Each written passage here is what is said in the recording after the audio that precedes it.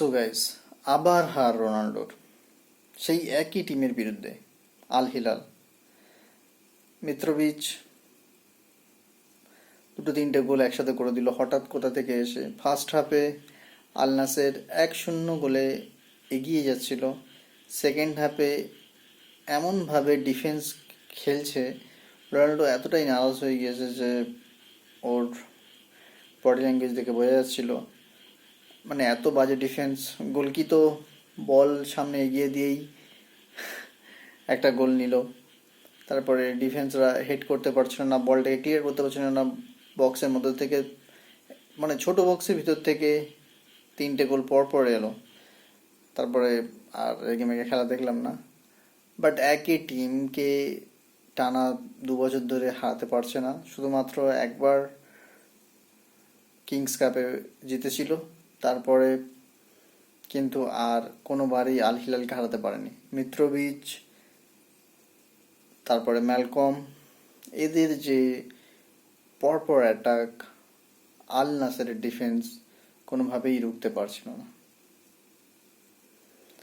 এদিকে যে cross, Ronaldo expect করে বক্সের মধ্যে যে ক্রস আসবে, ও হেড করবে বা ও শট করবে, সেরকম কিন্তু কোয়ালিটি প্লেয়ার নেই যে পাস দেবে বা ক্রস পাঠাবে।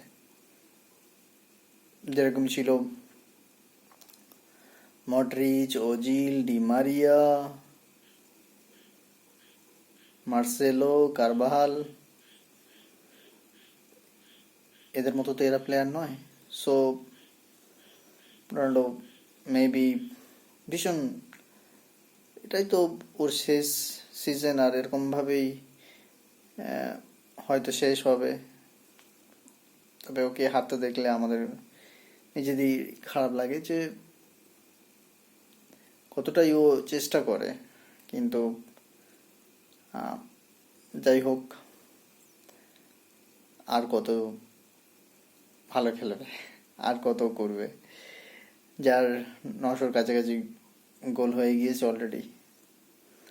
সো দেখছিলাম